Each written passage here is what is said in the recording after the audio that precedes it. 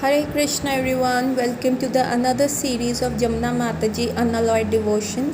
और आज हम जमुना माता जी की लाइफ में आगे क्या हो रहा है उसके बारे में डिस्कस करेंगे। उनकी लाइफ एक एडवेंचरस टर्न ले चुकी है। अभी वो कुंभ मेले से आई थी और उसके बाद उन्होंने बॉम्बे का पंडाल प्रोग्राम किया जो बहुत सक्सेसफुल हुआ, और अब कलकत्ता का पंडाल प्रोग्राम भी बहुत सक्सेसफुल हुआ। और फाइनली बोथ कलकत्ता और बॉम्बे के पंडाल सक्सेस के बाद शिला प्रभुपाद ने जमुना माता जी और उनके हस्बैंड गुरुदास को दिल्ली भेज दिया प्रीचिंग के लिए। और शिला प्रभुपाद चाहते थे कि क्योंकि उन्होंने मायापुर में अब एक लैंड ले लिया है और वहाँ पे इस्कॉन का टेम्पल आने वाला है, तो उसके कॉर्नरस्टोन सेरेमनी के लिए जो है वो इंदिरा गांधी को चाहते थे कि वो आए। इसलिए उन्होंने गुरुदास और जमुना माता जी को वहाँ पे भेज दिया कि तुम फिर से मिसेस गांधी से मिलो और उनको कहो कि कोई भी दिन उनकी सहूलियत के हिसाब से वो बता दें, हम उसी प्रकार से जो है कॉर्नर सेरेमनी करेंगे। और फिर क्या होता है, माता जी जो होती हैं दिल्ली में मिसेस जोशी से मिलती हैं। मिसेस जोशी वही थी जिनके यहाँ शिला प्रभुपाद जो है थोड़ा टाइम रुकते थे। जब भी वो दिल्ली आते थे अमेरिका जाने से पहले यहीं पे वहाँ प्रसादम पाते थे। और शिला प्रभुपाद ने माता जी को कहा कि उनको कल्टीवेट करें, थोड़ा उनको कृष्णा कॉन्शियसनेस बताएं। और जो मिसेस जोशी थी उन्होंने ही माता जी को बताया कि मनी कैसे सेव करते थे शिला प्रभुपाद, कि वो डिफरेंट प्लेसेस पे भी दिल्ली में डिफरेंट प्लेसेस पे बाय फुट ट्रैवल करते थे, सिर्फ पैदल ही जाया करते थे ताकि वो रिक्शे के भी थोड़े थोड़े पैसे वो बचाते थे। और जब वो दिल्ली आते थे तो वो उन्हीं के घर प्रसाद पाते थे और वहीं पे वो कृष्णा कॉन्शियसनेस उन लोगों को डिस्ट्रीब्यूट करते थे, कृष्ण भावामृत में बताते थे उनको। और साथ के साथ उनका जो बड़ा लड़का था वो शिला प्रभुपाद का डिसाइपल भी था। और शिला प्रभुपाद ने जमुना माता जी को कहा था कि अब तुम ना मिसेस जोशी से अच्छी सी कुकिंग भी सीख लो, नॉर्थ इंडियन और बंगाली कुकिंग में वो एक्सपर्ट हैं, तो तुम वो सारी कुकिंग भी उनसे सीख लो। और जनरली जब ये लोग दिल्ली रहते थे तो मिसेस जोशी जो थी वो उनका जमुना माता जी के प्रति इतना अच्छा लगाव हो गया था कि एवरी डे वो जमुना माता जी को बुलाती ही थी और माता जी वहीं पे प्रसाद पाती थी। क्योंकि वहाँ पे उन्होंने अभी सेंटर नहीं खोला था तो शिला प्रभुपाद ने उनको लिखा कि आप ना जो मिस्टर सरदार जी विटलॉ हैं वो हमें एक धर्मशाला ऑफ़र कर रहे हैं, ₹1 पर ईयर के हिसाब से बहुत चीपली वो हमें एक धर्मशाला ऑफ़र कर रहे हैं कि पूरा ₹1 1 साल में वो लेंगे, तो तुम वहाँ पे सेंटर खोल लो। और जो दिल्ली के मेयर हैं हंसराज गुप्ता वो भी बहुत फ्रेंडली हैं, आप उनसे भी जाके हेल्प मांग सकते हो। और दालमिया भी जो है वो भी हमें वृंदावन में प्लेस देने के लिए रेडी है। और ये भी कहा कि इंदिरा गांधी के लिए भी उनको बार बार वो फोर्स कर रहे थे कि आप ये लिखो कि आप जो है यहाँ पे आएंगे।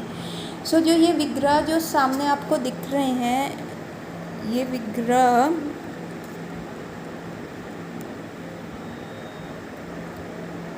एक मिनट, हाँ, ये विग्रह जो है जमुना माता जी ने लिए थे। और ये जो विग्रह थे ये जब वो वृंदावन में थी तो उनको शॉप पे थे ये विग्रह, उनको इतने ज़्यादा पसंद आ गए। तो उस समय वृंदावन में जो फोटोग्राफ़र था जो सूरत में आया था जॉन, जो बाद में प्रभुपाद का डिसाइपल बना यदुवीर, उन्होंने जमुना माता जी ने कहा था कि प्लीज़ इन विग्रहों के लिए पैसे डोनेट कर दो। और उन्होंने बहुत खुश होके उनको पैसे डोनेट किए और जमुना माता जी ने ये विग्रह खरीदे थे। तो ये सबसे पहले विग्रह है और यही सबसे पहले जो थे दिल्ली के पंडाल में स्थापित हुए थे। जब ये दिल्ली में वेट कर रहे थे मिसेस गांधी से मिलने के लिए, तो ये क्या होता था, दिल्ली जो है वृंदावन के पास है तो ये फ्रीक्वेंटली वृंदावन भी जाते थे। और वहाँ पे एक बार क्या हुआ एक ट्रिप में कि गिरिराज महाराज हैं उनके पेरेंट्स जो थे वो भी आए हुए थे वृंदावन, तो गिरिराज महाराज उनको लेने गए। और जो उनके बहुत ही एरिस्टोक्रेटिक बहुत ही हाईली रिच पेरेंट्स थे गिरिराज स्वामी के, जब वो वृंदावन आए इतने रिमोट विलेज एरिया में, और जब वो रात को वहाँ पे पहुँचे तो सारे गेस्ट हाउस जो थे वो ऑलमोस्ट बंद हो चुके थे, और उनको एक धर्मशाला में लेके गए तो उनका रिएक्शन ऐसा था कि पता नहीं वो कहाँ पे आ गए हैं। उनको बहुत ही अजीब सा लग रहा था। और ऊपर से जमुना माता जैसे ही वो सामने आए तो जमुना माता जी और गिरिराज स्वामी ने उनको प्रणाम किया झुक के। तो वो और डर गए कि पता नहीं ये हो क्या रहा है, क्योंकि वो एकदम वेस्टर्न कल्चर थे। तब जमुना माता जी ने कहा कि ये ना वैष्णव तरीका होता है दूसरों को ग्रीट करने का, ये मतलब होता है कि हम आपका गले लग रहे हैं, ये वैष्णव तरीका होता है। और जमुना माता जी ने उनका बहुत अच्छे से ध्यान रखा। और अगले दिन क्या हुआ, वृंदावन में ना इलेक्ट्रिसिटी, चूहे इधर उधर जा रहे हैं और मस्कीटोस हैं, तो उन लोगों को तो बहुत ही ज़्यादा जैसे कहते हैं ना अजीब सा लग रहा। तो अगले दिन क्या हुआ, गिरिराज स्वामी जो है उनको आगरा ले गए और वहाँ के गेस्ट हाउस में उनको रुकाया। और जमुना माता जी पर्सनली उनके पेरेंट्स के साथ वहाँ पे गई, एक अच्छी होस्ट बनी और वहाँ पे उनको बहुत कंफर्टेबल किया और अच्छे से उनकी रखाव किया, क्योंकि जमुना माता जी ना बड़ी सेंसिटिव थी, वो दूसरों के दुख दर्द से बड़े ही फील हो जाती थी। तो उनको लगा कि ये लोग पहली बार आए हैं, इनका इम्प्रेशन जो है वृंदावन के बारे में ऐसा ना जाए। तो वो बहुत अच्छी होस्ट बनी, इतना अच्छा कि गिरिराज स्वामी के फादर जब उनका अंत समय आया, गिरिराज स्वामी बताते हैं कि मेरे फादर के मरने का समय नज़दीक था, वो डेड बेड पे थे और मरने से एक हफ़्ता पहले भी वो जमुना माता जी के बारे में पूछ रहे थे। ठीक है। और ये मतलब उनके हार्ट को उनकी जो वे है वो बहुत छू गया। और जो अभी हमने पीछे विग्रह देखे थे वो लोई बाज़ार से ख़रीदे गए थे। और ये जो विग्रह थे वो ये विग्रह कलकत्ता ले गई और मतलब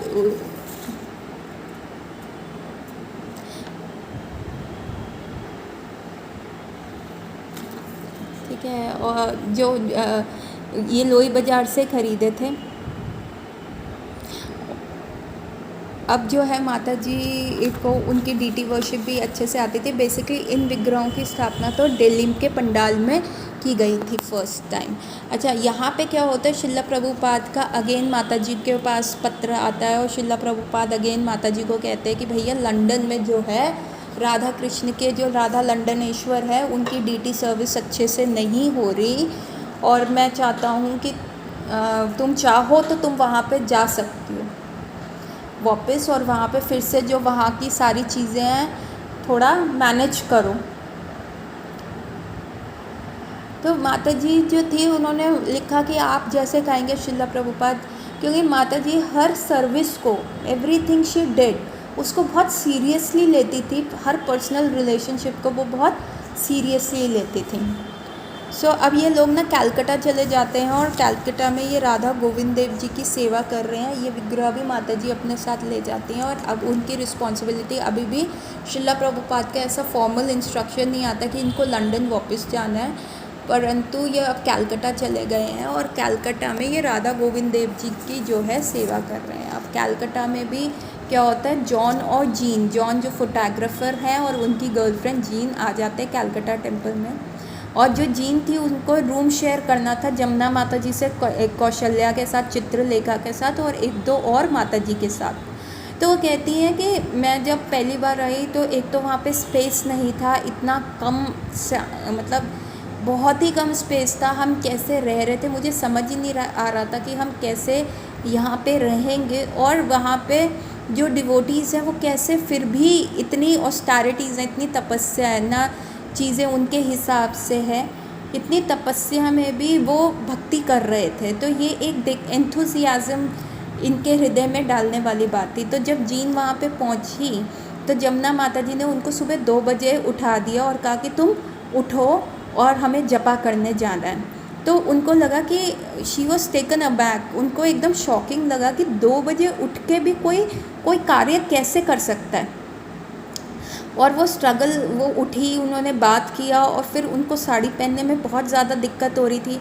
जैसे तैसे करके साड़ी पहन के वो आई तो कॉरिडोर में बहुत सारे लोग सो रहे थे तो उनके ऊपर से टापी क्योंकि ये लोग क्या करते थे, मंगला आरती से पहले जपा करते थे। कई लोग नहीं करते थे, वो 3 साढ़े 3 बजे उठते थे 4 बजे की मंगला आरती के लिए।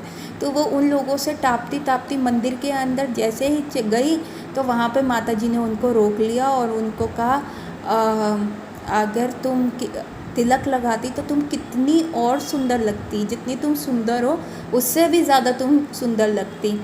और फिर वो तिलक लगा के आई, वो बैठी, और जैसे ही वो बैठी वहाँ पे तो वो देख रही हैं कि सब ऐसे मग्न होके जपा कर रहे हैं। कौशल्या माता जी जो है वो जपा कर रही हैं और वो बोल रही हैं धीरे धीरे। और सबसे जो स्वीट वॉइस में है चित्रलेखा माता जी कर रही हैं। बट जो उनको सबसे ज़्यादा अट्रैक्ट किया वो जमुना माता जी का जपा अट्रैक्ट किया, क्योंकि एक उनके जपा में ना एक सॉन्ग था, वो गाते गाते ही वो जपा कर रही थी और वो वैसा जपा वो थ्रू आउट लाइफ करती थी। तो जीन माता जी कहती हैं कि जमुना माता जी का जो जपा है ना, कई बार मैं सुनने में इतना मग्न हो जाती थी कि मैं अपना जपा सुन ही नहीं पाती थी। वो जमुना माता जी को कहती हैं कि जैसे वो मॉकिंग बर्ड होती है इंग्लैंड में जो सुबह उठ के गाती है, वैसे ही जमुना माता जी जो है जपा करती थी। और जो है जमुना माता जी जो है वहाँ पे कलकत्ता टेम्पल में चित्रलेखा माता जी को ट्रेन कर रही थी। डीटी सर्विसेज में, कुकिंग में, हर प्रकार की सर्विस में उनको ट्रेन कर रही थी। और चित्रलेखा माता जी ना जनरली बड़ी नर्वस रहती थी कि मैं कैसे करूं, क्या करूं। तो एक दिन क्या हुआ, जमुना माता जी ने चित्रलेखा माता जी को कहा कि भाई अब आज जो है ना तुम विग्रह को अकेले ही ड्रेसअप करोगे। और चित्रलेखा माता जी बहुत ज़्यादा नर्वस हो गई और उन्होंने जैसे तैसे करके किया। और जैसे ही विग्रह के पट खुले दर्शन आरती के समय, तो सब विग्रह को देख रहे थे। और उसके बाद क्या हुआ, तमाल कृष्ण महाराज जो है माता जी से आके मिले और उन्होंने कहा आज किसने विग्रहों को ड्रेसअप किया है, आज वो इतने अच्छे नहीं लग रहे। तो जमुना माता जी ने कहा चित्रलेखा ने किया है, लेकिन उन्होंने जितना वो प्रेम भगवान के प्रति ले सकती थी उन्होंने उतने ही प्रेम से भगवान के विग्रह को सजाया, विग्रह को इतने अच्छे वे में किया है। तो चित्रलेखा माता जी जो कि बहुत नर्वस थी, तो उनको प्रोत्साहन मिला कि कैसे जमुना माता जी उनकी सर्विस जो कि इतनी अच्छी नहीं थी, क्योंकि वो अभी इतनी नर्वस थी और वो हो रही थी, उसके बाद भी जमुना माता जी उन्हीं की साइड ले रही हैं और कह रही हैं कि जितने प्रेम पूर्वक वो कर सकती थी उन्होंने किया है और ये उनका कृष्ण के प्रति बहुत प्रेम है। तो एक लेटर में शिला प्रभुपाद ने जो क्या किया, लिखा इन लोगों को कि छोड़ो अब इंदिरा गांधी को मत बुलाओ कॉर्नरस्टोन सेरेमनी के लिए, क्योंकि इंडो पाकिस्तान वॉर शुरू हो गया है और ईस्ट पाकिस्तान जो है वो ईस्ट तरफ से जो बांग्लादेश था वो कवर कर रहा है। और जो है क्या कहते हैं, तो अब क्योंकि इतना पॉलिटिकल चीज़ें चल रही हैं तो इंदिरा गांधी को बुलाने का कोई फ़ायदा नहीं है कि वो आएंगी नहीं, ठीक है। अब बहुत सारे इश्यूज़ थे कलकत्ता टेम्पल में, मैनेजमेंट बहुत ख़राब थी। तो वो लोगों ने क्या किया हुआ था, कलकत्ता टेम्पल में कुक्स हायर किए हुए थे जो बिल्कुल अच्छा खाना नहीं बनाते थे। और उन्होंने क्लीनर्स, जबकि कलकत्ता अपनी कुकिंग के लिए नोन है, और वहाँ उन्होंने ऐसे कुक्स हायर किए थे टेम्पल मैनेजमेंट में जो खाना अच्छा नहीं बना रहे थे। और क्या था, उन्होंने क्लीनर्स बुलाए थे तो वो अच्छे से टेम्पल क्लीन नहीं करते थे। तो ये सारी चीज़ें ना डिवोटीज़ की हेल्थ पे आने लग गई, इसलिए ना बहुत ज़्यादा टेंस सिचुएशन हो गई, झगड़े होने शुरू हो गए। एक बुक डिस्ट्रीब्यूशन के ऊपर झगड़े होते थे, लाइफ मेंबर कौन बनाएगा, मनी के ऊपर झगड़े होने लग गए। तो एक दिन शिला प्रभुपाद ने सबको बुलाया और उन्होंने सबको बुला के कहा। तो उस मीटिंग में ना 2 माता जी नहीं थी, तो शिला प्रभुपाद ने कहा कि उनको बुलाओ। तो एक ब्रह्मचारी ने कहा नहीं प्रभु जी, वो नहीं शिला प्रभुपाद, वो झगड़ा करती हैं, हम नहीं बुलाएंगे उनको। शिला प्रभुपाद ने कहा अब तुम जाओगे, उनको ढूंढ के लाओ, जहाँ से भी ढूंढ के लाओ, पर उनको बुलाओगे, वो भी ये पार्ट है। और वो कहता है नहीं प्रभुपाद मैं कैसे जा सकता हूँ, मैं तो ब्रह्मचारी हूँ। तो शिला प्रभुपाद ने कहा कोई बात नहीं, तुम उनको लेके आओ। और फाइनली वो जब आते हैं तो मीटिंग स्टार्ट होती है और शिला प्रभुपाद कहते हैं प्लीज़, मुझे पता है सिचुएशन अच्छी नहीं है, पर तुम लोगों के अंदर एक हायर नेचर है। वो कहते हैं प्लीज़ इसको टॉलरेट करो, कोऑपरेट करो अपने आप में, और एक डिटर्मिनेशन के साथ, एक हम्बल एटीट्यूड के साथ और एक स्टडी नेचर के साथ आप मेन गोल पे फोकस करो ना। ये तो सारी जो है इधर उधर की बातें, आप मेन गोल पे फोकस करो कि हमें जो है भगवान की सेवा करनी है, तो थोड़ा टॉलरेट करो। कहते हैं कि देखो मैं भी टॉलरेट किया था। जब मैं अमेरिका गया था तो मुझे अपना खाना फ्रिज में शेयर करना पड़ता था जहाँ पे मीट रखा जाता था, तो मैंने भी उस चीज़ को टॉलरेट किया। तो कहते हैं कि हमें जो है ना अपने इस नेचर से ऊपर उठना है, हमें कृष्ण की सेवा करनी है और इसके लिए जो है हमें लड़ाई झगड़ा नहीं करना, हमें जो है क्लियर थिंकिंग चाहिए। तो एंथुसियाज़म, कॉन्फिडेंस और पेशेंस के साथ, ये देखिए ये कलकत्ता टेम्पल है जहाँ पे ये लोग जो है सेवा करते थे, सुबह पूरा टाइम हरि नाम कीर्तन करते थे। तो श्रील प्रभुपाद यही कह रहे हैं कि एंथुसियाज़म के साथ, कॉन्फिडेंस के साथ, पेशेंस के साथ तुम जो है वो कार्य करो। और उन्होंने क्या किया, अपॉइंट किया तमल कृष्ण महाराज को, गिरिराज स्वामी को और जमुना माता जी को अपॉइंट करा कि अब जो तुम तीन हो वो हेड हो, और जब तुम तीन किसी भी चीज़ पे एग्री करोगे तो वही चीज़ जो है वहाँ पे इम्प्लीमेंट होगी। और उन्होंने कहा कि हमारा जो रियल बिज़नेस है वो इस डिस्टर्बेंस में फंसना नहीं है। हमारा रियल बिज़नेस क्या है, हेयरिंग एंड चैंटिंग। हमें भगवान के बारे में सुनना है और उनके गुण लीला, नाम रूप गुण लीला के बारे में बोलना है, उनके महामंत्र को चैंट करना है। रादर देन हम इन सारी चीज़ों में इन्वॉल्व होएंगे तो हम लाइफ का जो क्या है मेन गोल भूल जाएंगे। तो हर चीज़ जो है भगवान के लिए होनी चाहिए, अब हमारे लिए कुछ भी नहीं होना चाहिए। हर चीज़ जो तुम कर रहे हो वो भगवान की सेवा के लिए करो। तो श्रील प्रभुपाद ने ये सारी चीज़ अपने एग्जाम्पल से दिखाई कि श्रील प्रभुपाद कैसे सारे डिवोटीज़ को सर्व करते थे कि ताकि वो कृष्ण के साथ एक शाश्वत रिलेशनशिप में आए। वो प्रैक्टिकली सारे डिवोटीज़ को स्नान करना, ठीक है, उनको खाना खिलाना, उनको कैसे ड्रेसअप होना, मतलब फ्रॉम स्क्रैच श्रील प्रभुपाद ने उन सारे डिवोटीज़ को सिखाया था। और वो सब चीज़ जो है भगवान कृष्ण को समर्पित कर देते थे और रिटर्न में अपने लिए कभी कुछ नहीं मांगते थे, इसलिए वो कभी भी डिसअपॉइंट नहीं होते थे। श्रील प्रभुपाद कहते हैं कि तुमको भी यही करना है। और यही चीज़ जो है माता जी आगे, यही कलकत्ता का इंसिडेंट्स जो है माता जी 2008 में जो भी शरणागति के प्रोग्राम्स होते थे या जब माता जी प्रीच करती थी तो वो बताती थी कि कैसे श्रील प्रभुपाद बहुत टॉलरेंट है। उनका मेन फोकस जो हमेशा रहा है वो रहा है कि कृष्ण की सेवा करनी है और बाकी सारी डिस्टर्बेंसेस से वो कभी भी डिसअपॉइंट नहीं होते थे। माता जी जो थी ना, श्रील प्रभुपाद के जो डीटीज़ थे राधा गोविंद जी से ना बहुत अट्रैक्टेड थी। तो ये ना श्रील प्रभुपाद के चाइल्डहुड के डीटीज़ हैं। और श्रील प्रभुपाद का घर जो था एक वेल नोन एरिस्टोक्रेटिक फैमिली जो था मलिक्स के पास था। और ये 300 साल पुराने जो ब्रास के डीटीज़ थे वो मलिक्स के थे। और श्रील प्रभुपाद वहाँ उन लोग इतने अट्रैक्टेड थे, वो वहाँ पे जाते रहते थे और मलिक्स भी उनको कभी रोकते टोकने नहीं थे। और यही डीटीज़ थे श्रील प्रभुपाद का कहना कि मैं जब अमेरिका चला गया था इन्हीं डीटीज़ के कारण मैं वापस आया हूँ, क्योंकि इन्हीं डीटीज़ ने मुझे वापस बुलाया है। श्रील प्रभुपाद कहते जब मैं छोटा था एक बार मैं अपने पिताजी के साथ इन विग्रहों के दर्शन करने गया, राधा गोविंद जी के दर्शन करने गया। तो मैंने अपने पिता की उंगली पकड़ के गया था और उस समय मैंने अपने पिता को कहा ये लोग क्यों कहते हैं कि भगवान मर गए हैं, भगवान कहाँ मरे हैं, देखिए वो हमारे सामने खड़े हैं। तो ये दिखाता है बचपन से ही श्रील प्रभुपाद जो थे कृष्ण भावामृत में थे, वो हर चीज़ में भगवान को देखा करते थे और वो बचपन से इस डीटीज़ की पूजा करते थे, उनकी अर्चना करते थे। और जब 1976 ने माता जी के जो पर्सनल विग्रह थे राधा बन बिहारी, श्री राधा बन बिहारी जू, उनकी फ़ोटो जब श्रील प्रभुपाद को माता जी ने 1976 में देखी तो श्रील प्रभुपाद कहते हैं अरे ये इतने सुंदर है कि ये मुझे मेरे अपने चाइल्डहुड के जो डीटीज़ थे राधा गोविंद जी की याद दिलाते हैं। अब जो होता है सेकंड पंडाल प्रोग्राम जो है कलकत्ता में शुरू होने वाला है और उसकी तैयारियां चल रही हैं। और वो जो पंडाल प्रोग्राम हो रहा है वो देशप्रिया पार्क में होता है नवंबर में। और जो हरे कृष्णा है वो बहुत वाइडली नोन हो चुका है।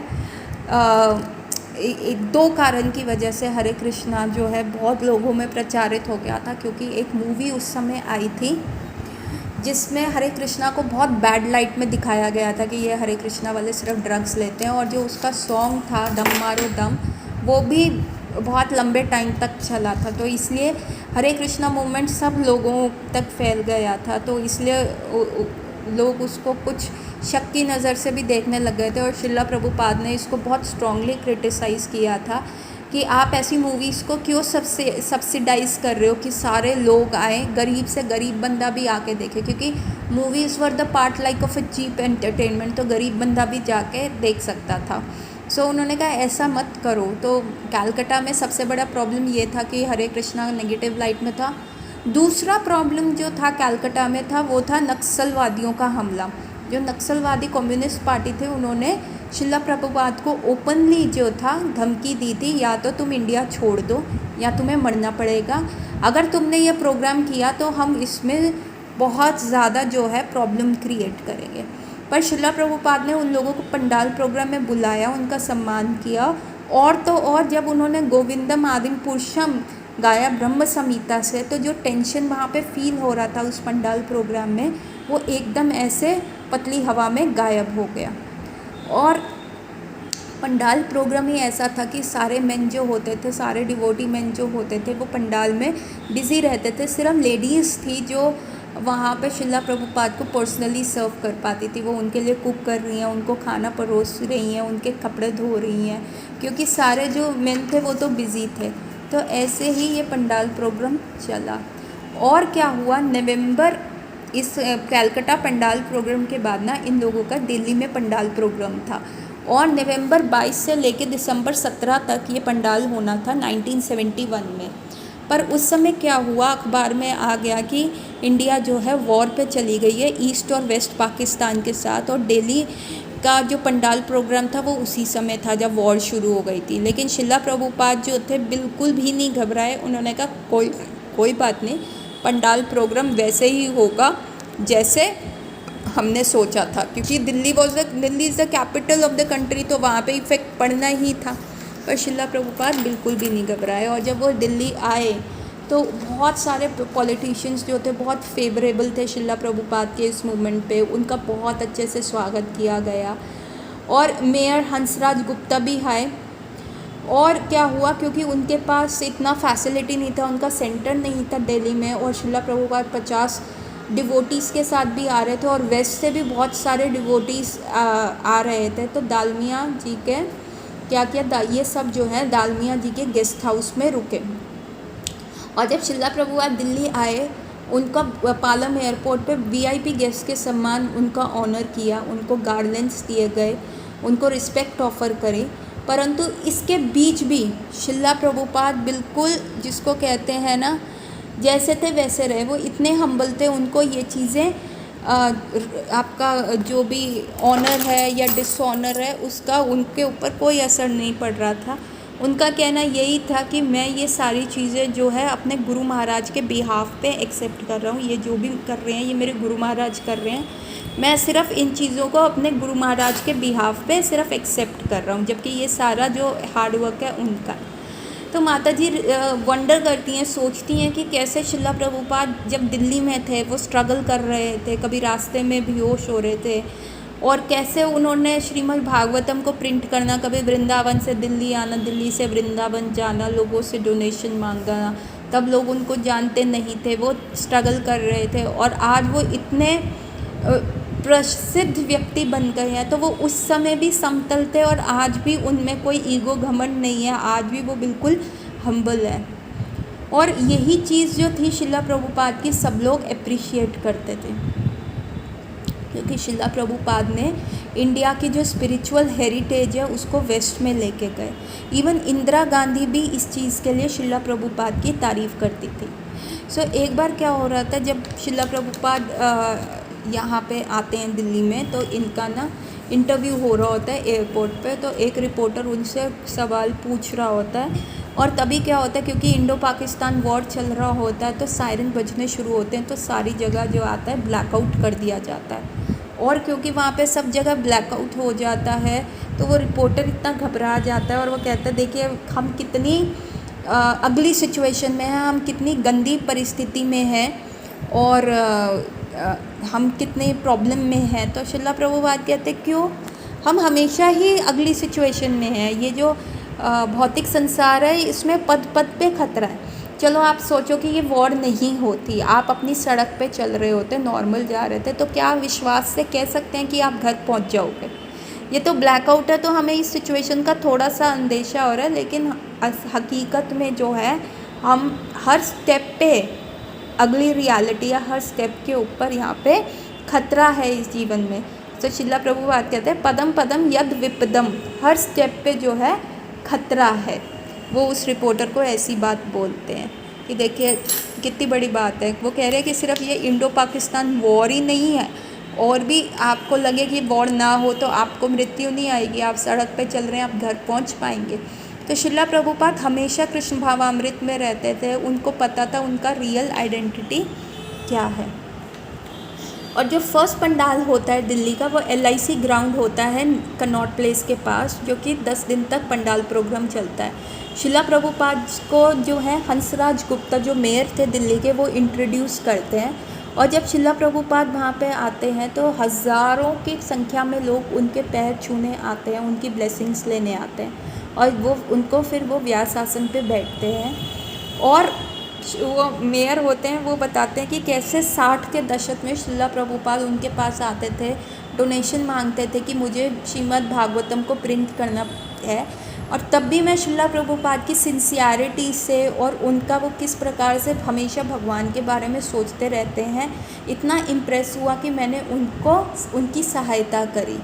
और शिला प्रभुपाद क्या करते हैं, क्योंकि उन्होंने उनकी उस समय हेल्प करी होती है, तो शिला प्रभुपाद जो है उनको श्रीमद् भागवतम की जो उस समय 2 वॉल्यूम्स आई हुई थी उसकी copies gift, complimentary copies gift करते हैं, जिससे हंसराज जी बहुत इम्प्रेस हो जाते हैं। वो शिला प्रभुपाद की बहुत तारीफ़ करते हैं।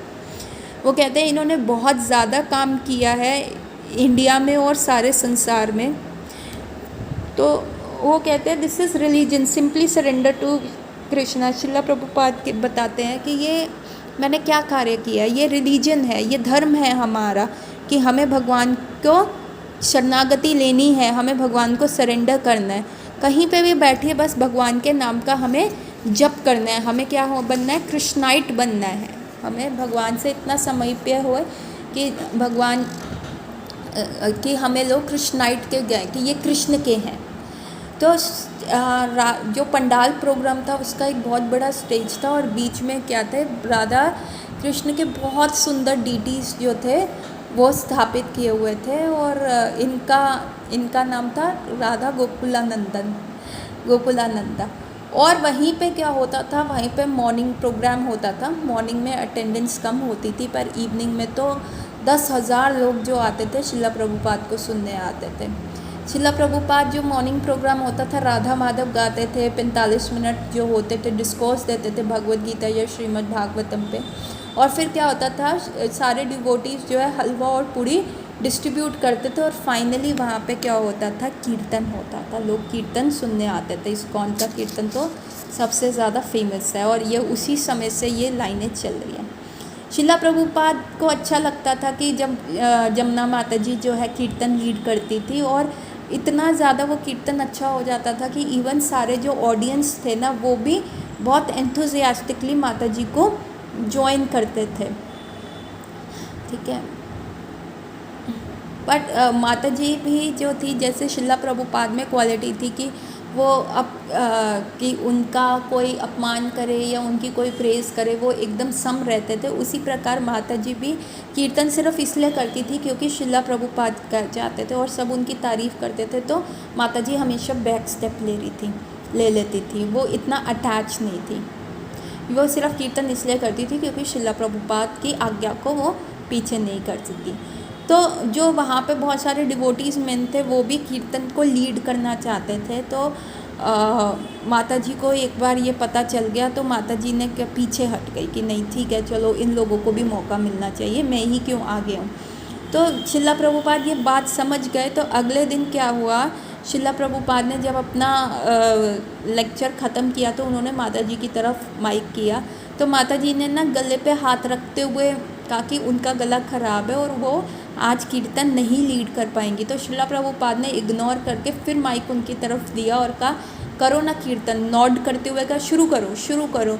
पर माता जी ने फिर ऐसे ही किया और ऐसे 2-3 बार करने के बाद शिला प्रभुपाद ने जो भी वो माता जी बोल रही थी वो चीज़ को इग्नोर किया और माता जी को माइक किया और दिया और फाइनली जो है माता जी ने वो कीर्तन को लीड किया, क्योंकि उन्होंने शिला प्रभुपाद की विश को सरेंडर किया। ये सारी चीज़ें तो थी ना, शिला प्रभुपाद सबके हृदय की बात जानते थे क्योंकि वो भगवान के शुद्ध भक्त थे और वो इस एग्जाम्पल के थ्रू सबको दिखाते थे कि ऐसा कुछ नहीं है, सब जो है भगवान की सेवा में लगे हुए हैं। और ऐसा बहुत बार माता जी के केस में हुआ जब शिला प्रभुपाद उनके रेस्क्यू के लिए आए। अब जो ये डीटी सर्विसेज थी ये राधा गोकुलानंद की, ये माता जी के ऊपर थी। माता जी ने सारी अरेंजमेंट करी थी इन विग्रहों की सेवा के लिए। वो स्वयं गई थी, जयपुर गई थी, वृंदावन गई थी इनके श्रृंगार, इनके थ्रोन के लिए, इन राधा गोकुलानंद के विग्रहों के श्रृंगार और जिसको कहते हैं सारी चीज़ें देखने के लिए। और इनका श्रृंगार इतना सुंदर था, उन्होंने वाइट कलर के सिल्क के सैटिन के आउटफिट पहने हुए थे और ये आउटफिट्स इतने अच्छे थे कि ये हर जगह से भगवान दिख रहे थे। और शिला प्रभुपाद ने भी लेटर कहा था कि ये ऐसा श्रृंगार जो है वो पंडाल प्रोग्राम के लिए बहुत अच्छा है। और जो ये छोटे विग्रह हैं ये एक्चुअली जो है ये माता जी ने लिए थे वृंदावन से, जिसके लिए जॉन ने पैसे दिए थे। और यही विग्रहों को क्या है दिल्ली पंडाल प्रोग्राम में फर्स्ट टाइम इनका अभिषेक हुआ था और माता जी के द्वारा ये विग्रह जो है वहाँ पे स्थापित हुए थे। माता जी ने ही इनका अभिषेक किया था और एक ब्राह्मण पीछे से यज्ञ कर रहे थे और माता जी ने इनका अभिषेक किया था। और ये बहुत सारे ये जो विग्रह हैं देखिए, ये माता जी ने इनको ड्रेस किया, उनको स्नान कराया, उनका जो आरती कराया और पीछे से शिला प्रभुपाद जैसे जैसे इंस्ट्रक्शन दे रहे थे माता जी वो फॉलो कर रही थी। और फाइनली इन विग्रहों की स्थापना दिल्ली पंडाल प्रोग्राम में हुई। और ये विग्रह जो है बहुत सारी जगह जो थे ट्रैवल करते थे और फाइनली जो ये विग्रह हैं आज इस्कॉन हैदराबाद में है। ये सुंदर से माता जी द्वारा लिए गए विग्रह आज ये इस्कॉन हैदराबाद में इनका परमानेंट रेजिडेंस है। दूसरी सेवा जो माता जी की थी कि उनको था कि वृंदावन जाओ और वृंदावन जाके स्पेशल सारे मंदिरों में जाके देखो कि डीटीज़ को कैसे सजाया जाता है, उनका कैसे श्रृंगार किया जाता है, क्योंकि वहाँ पे बहुत स्पेसिफिक स्टाइल होता था उनकी चोली का, उनके ड्रेस डिज़ाइन का, उनके पटके का। इवन छोटे से विग्रह राधा रमन भी इतने अच्छे वे में तैयार हुए होते थे कि वो हर चीज़ जो है बताते थे, मतलब एक इमोशंस थे विग्रह के सजाने में भी एक इमोशंस थे। तो माता जी सारी जगह जाती थी, उन्होंने बहुत सारे नोट्स बनाए और ये जो था जमुना माता जी की विग्रह किताब थी, ये अलग से किताब छप सकती थी। माता जी ने इतना डिटेल्ड में यहाँ पे इन विग्रहों के ऊपर काम किया। और ये जब विग्रह सज के आते थे तो ऐसा लगता था कि जैसे ये एक मैजिकल है, ये एक स्पिरिचुअल वर्ल्ड है और खुद जो है राधा कृष्ण हमारे समक्ष खड़े हुए हैं। अब क्या होता है, वो इतना सारा वर्क कर रही हैं, दिल्ली पंडाल प्रोग्राम में एग्जॉस्ट हो गई थी कि कभी उनको जयपुर जाना पड़ रहा है, कभी वृंदावन में उनको ये कार्य करना है, विग्रहों की प्रॉपर ड्रेस, ये सारी चीज़ें उनको देखनी थी। तो माता जी को बहुत सीवियर ना जॉन्डिस हो गया था और वो बहुत बीमार पड़ गई थी। और क्या था, क्योंकि दिल्ली पंडाल प्रोग्राम में जो वुमेन का क्वार्टर था वहाँ पे बहुत सारे लोग थे, जगह नहीं थी। तो माता जी एक क्लोजेट में एक छोटी जगह में ज़मीन पे लेटी हुई थी, एक कॉटन की चादर बिछा के उस पर लेटी हुई थी। तो विशाखा माता जी उनका ध्यान रख रही थी और उनके साइड में शिला प्रभुपाद की पिक्चर थी। और एक बार क्या हुआ, उन्होंने देखा शिला प्रभुपाद स्वयं आ रहे हैं। तो शिला प्रभुपाद ने पूछा जमुना तुमको क्या हो गया? तो उन्होंने कहा शिला प्रभुपाद मुझे ना अच्छा नहीं लग रहा, 3 हफ्ते से बुखार हो रहा है, परंतु मेरे को कोई टेंशन नहीं है, मैं सिर्फ आपके बारे में सोचती हूँ। और प्लीज़ मुझे माफ़ कर दीजिए, मैं आपकी आज इस पंडाल प्रोग्राम में ज़्यादा सेवा नहीं कर पा रही। तो शिला प्रभुपाद ने कहा तुम चिंता मत करो, तुम्हारे जो है अब रिकवरी का जिम्मा जो है मेरा है, और तुम्हें ऐसे छोटी जगह पे तुम रह रही हो तो यहाँ तुम कभी ठीक नहीं हो पाओगी, तुम्हें लाइट भी चाहिए, तुम्हें एयर भी चाहिए। तो शिला प्रभुपाद ने बिल्कुल एक फ़ादर की तरह जमुना माता जी का अरेंजमेंट किया, उनको एक अलग से रूम दिया, और उस रूम में क्या था,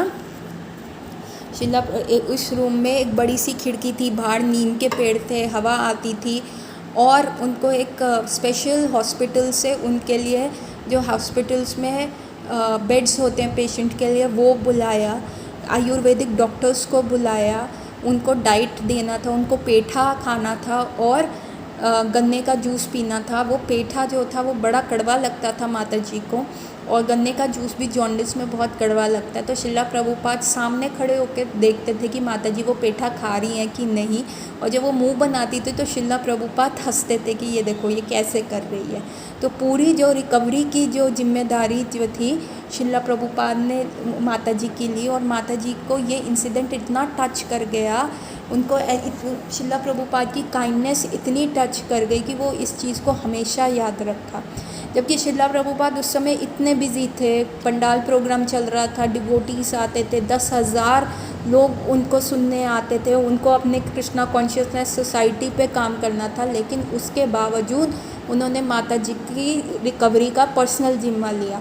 इवन बहुत सालों उपरांत भी माता जी ये बात सुन के, शिला प्रभुपाद की काइंडनेस को सुन के उनकी आंखें अभी भी नम हो जाती थी, और कहती है कि कभी भी मेरा कोई वीक पॉइंट आता था तो मैं इस पास टाइम से शिला प्रभुपाद के साथ उन्होंने जो मेरे लिए किया उससे स्ट्रेंथ लेती थी और डिटर्मिनेशन लेती थी, और ये मेरी डिवोशनल लाइफ में मेरे को बहुत हेल्प किया। और माता जी के कहती हैं कि मैं शिला प्रभुपाद ने तो किया ही किया, साथ में जो मेरी गुरु बहन थी विशाखा और चित्रलेखा, उन्होंने भी मेरा बहुत ध्यान दिया, और उसी की वजह से मैं इस जॉन्डिस से जो है उभर पाई। अब क्या होता है, ये पूरा पंडाल प्रोग्राम भी दिल्ली का बड़ा सक्सेसफुल हो जाता है, और अब ये लोग क्या करते हैं, शिला प्रभुपाद कहते हैं कि अब हम जाएंगे वृंदावन, पिलग्रिमेज पे जाएंगे, हम वहाँ पे तीर्थ यात्रा करने वृंदावन जाएंगे। तो this was the first time जो जमुना माता जी है शिला प्रभुपाद के साथ वृंदावन जा रही हैं, और वहाँ पे डिफरेंट जगहों को देख पाएंगी। तो माता जी जो हैं अभी बहुत वीक होती हैं, और अभी वो थोड़ा जॉन्डिस से उठी होती हैं, 2-3 दिन से उनका बुखार कम होता है। तो वो शिला प्रभुपाद को जब जा रहे होते हैं ये लोग, तो बस पे चढ़ने लगती हैं, तो शिला प्रभुपाद उनको देख लेते हैं और कहते हैं अरे अभी तुम बस में ट्रैवल मत करो, तुम ऐसा करो मेरे साथ गाड़ी में ट्रैवल करो। तो शिला प्रभुपाद गाड़ी में जा रहे थे और पीछे बस आ रही थी, तो उन्होंने 1-2 डिवोटीज़ को गाड़ी की पीछे वाली सीट से हटा दी, और जमुना माता जी क्योंकि बहुत ही वीक थी उनको वहाँ पे बिठा दिया। कि शिला प्रभुपाद इतने केयरिंग थे, हर अपने डिसाइपल के लिए वो बिल्कुल पिता के समान केयर करते थे। और ये सारी चीज़ें जो है ना शिला प्रभुपाद, क्योंकि वो हर व्यक्ति से बहुत प्रेम करते थे, उनके हृदय में असीम प्रेम था, इसलिए वो सबके बारे में इतना टच होकर सोचते थे, और इसलिए वो लोगों का हार्ट ट्रांसफॉर्म करके आए, क्योंकि वो उनके बारे में इतने लविंगली सोचते थे। और जैसे ही वो वृंदावन रुके तो शिला प्रभुपाद ने कहा कि पहले ना एक विलेज है अजाई, वृंदावन का सबसे फर्स्ट विलेज है अजाई, वहाँ पे एक कुआं है जहाँ पे बहुत मीठा पानी है। तो शिला प्रभुपाद ने जो अपना पूरा जो पिलग्रिमेज थे, वो डिवोटीज़ थे, वहाँ पे रुकवाए, और वहाँ पे उन सब ने प्रसादम पाया, और वहाँ पानी पिया, थोड़ी देर कीर्तन किया, और फाइनली वो छट्टीकरा रोड पे पहुँचे। 15 माइल दूर है वहाँ से छट्टीकरा रोड, जो कि आज भक्ति वेदांता स्वामी मार्ग के नाम से प्रसिद्ध है। और वो वहाँ से गुजरे जहाँ पे फ्यूचर में इस्कॉन का कृष्ण बलराम टेम्पल होना था। और वृंदावन में भी शिला प्रभुपाद को बहुत ही अच्छे से जो है वेलकम मिला। शिला प्रभुपाद ब्रजवासी तो कहते थे शिला प्रभुपाद जो हैं वृंदावन के ब्रांड एम्बेसडर हैं, उन्होंने ही वृंदावन को बाहर पहुँचाया, और सब उनको रिस्पेक्ट दे रहे, सब उनसे मिलने आते थे। और सब it became a talk of the town, सब इसी के बारे में बात कर रहे थे। और ये सब जो है, क्योंकि वहाँ पे इतने सारे लोग थे, तो इन लोगों को ठहरने का था सरफ भवन में। शिला प्रभुपाद सरफ भवन में ये सारे डिवोटीज़ और वहाँ पे रुके थे। और सरफ भवन में ही एक बहुत हिस्टोरिक मोमेंट हुआ था, जहाँ पे शिला प्रभुपाद के गुरु भाई जो थे OBL कपूर और कृष्णदास बाबा जी आए थे, और एक और गुरु भाई थे जो ब्रह्मा कुंड से आए थे। और इनके सामने शिला प्रभुपाद ने ये डिसाइड किया था कि जो राधा दामोदर टेम्पल का जो रूम है मेरा, वो हमेशा से ही जो है वहाँ पे मेरे डिसाइपल्स रहेंगे, ऊपर भी रहेंगे। और जो वहाँ के सेवादार थे मदन मोहन गोस्वामी, उन्होंने भी ये स्वीकार किया सबके सामने कि हाँ, ये यहीं पे अब शिला प्रभुपाद का जो है ये रेजिडेंस रहेगा, और इनके जो डिसाइपल्स हैं वो भी यहाँ पे ऊपर भी रह सकते हैं और उधर भी रह सकते हैं। और जब माता जी बाद में बहुत सालों के उपरांत जब भी वो वृंदावन की तीर्थ यात्रा करने आती थी, तो वो हमेशा निर्मल चंद्र गोस्वामी, जो कि मदन मोहन गोस्वामी के बेटे थे और पंचू के नाम से उस समय फेमस थे, तो वो हमेशा माता जी को देख के कहते थे, तुम सबसे पहली जो है वाइट स्किन वाली लेडी हो जो वृंदावन में आई और वृंदावन में रही। और क्योंकि शिला प्रभुपाद बहुत मतलब ब्रजवासी तो शिला प्रभुपाद की बहुत आदर सत्कार करते थे, उनको लगता था कि उन्होंने एक असंभव कार्य को संभव किया है।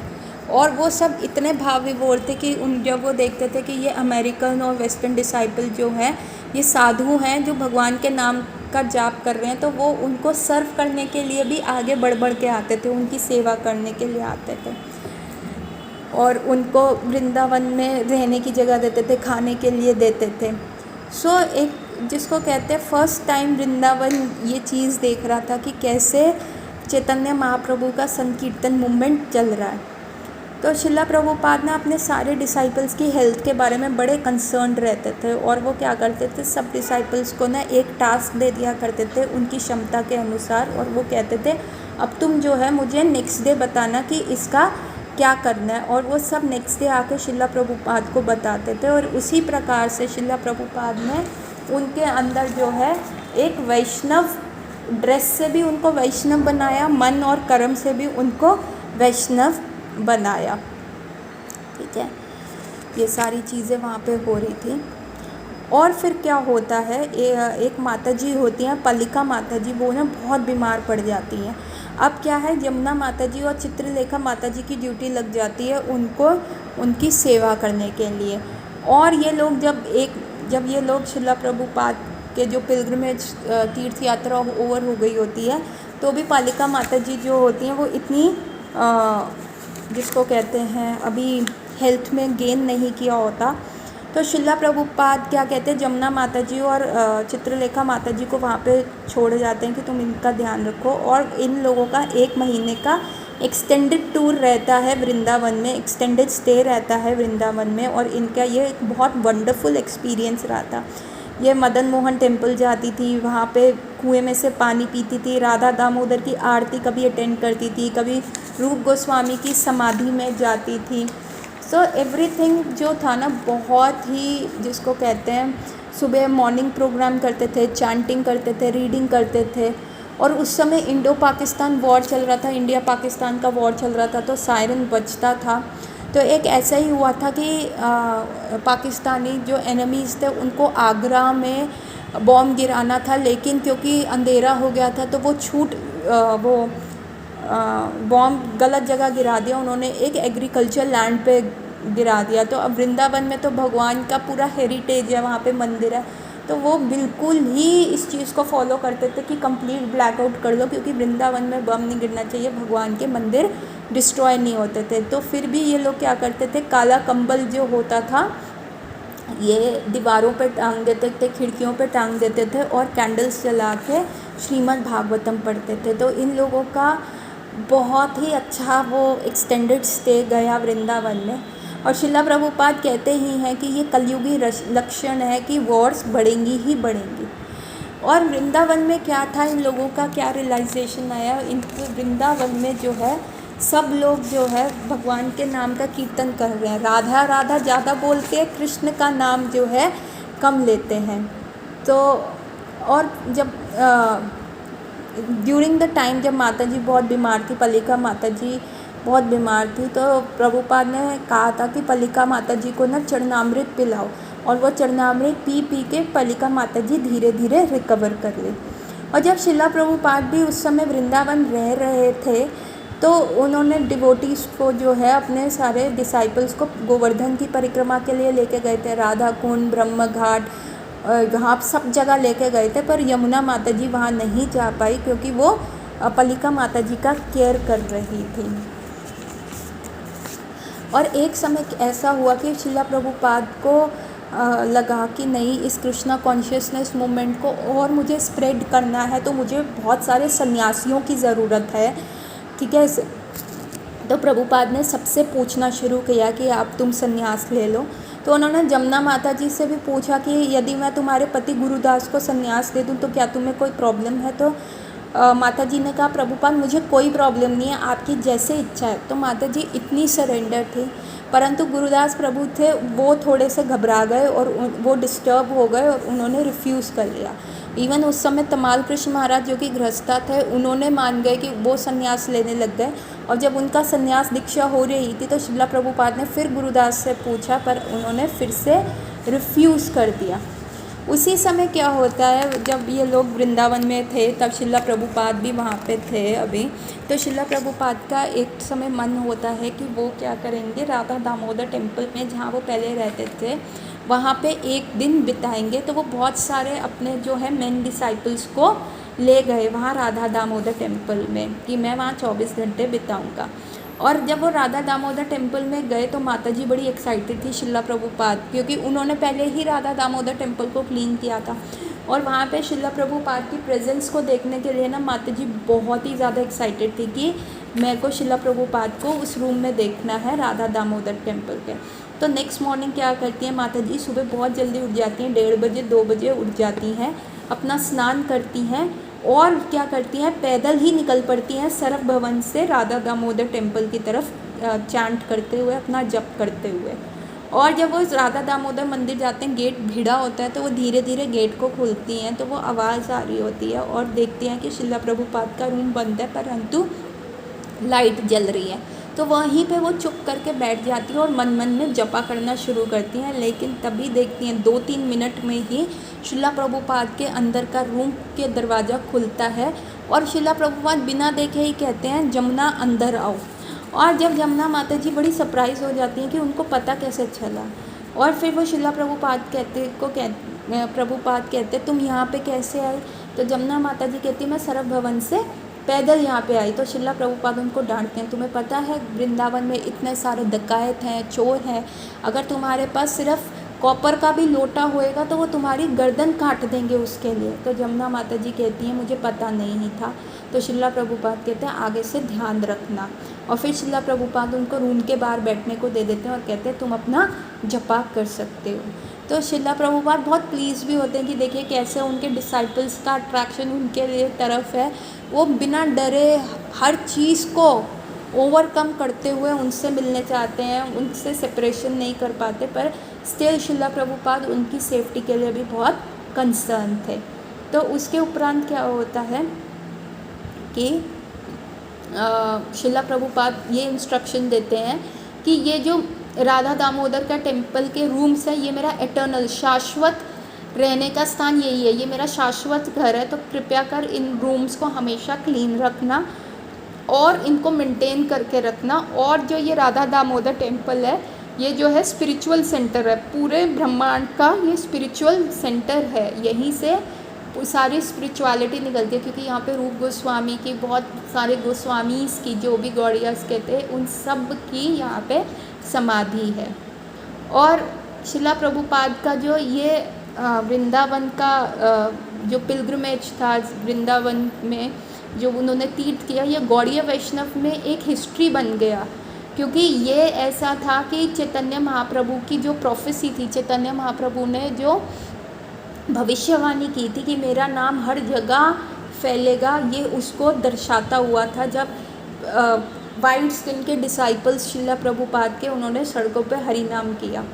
शिला प्रभुपाद कहते थे वृंदावन में तुम जाके नहीं रह सकते अनटिल एंड अनलेस तुम्हारी कॉन्शियसनेस एलिवेटेड क्यों ना हो, तुम कृष्ण भावामृत नहीं हो तब तक तुम वृंदावन नहीं रह सकते। श्रीला प्रभुपाद कहते थे तुम टिकट नहीं खरीद सकते वृंदावन की, अगर तुम्हें वहाँ पे जाना है तो तुम्हें एक गुरु, वैष्णव संप्रदाय के गुरु की सेवा करनी है, उनके इंस्ट्रक्शंस को फॉलो करना है और तभी तुम्हारा रियल ब्रजवास होगा, तभी तुम वृंदावन जा सकोगे।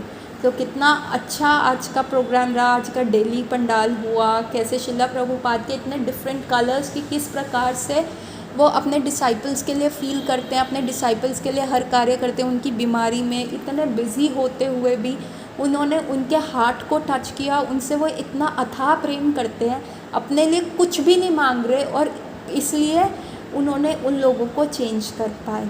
तो आगे आने वाली सीरीज़ में और बहुत सारे श्रीला प्रभुपाद की शेड्स, उनके मतलब कितने भगवान के शुद्ध भक्त की क्या क्या क्वालिटीज़ हैं वो रिवील होंगी। और आगे थोड़ा सा बताती हूँ, अगले जो सीरीज़ होएगी वो जयपुर पंडाल की है, तो अगली बार देखते हैं कि जयपुर में क्या हुआ। With this I will like to end my class here. Hare Krishna everyone.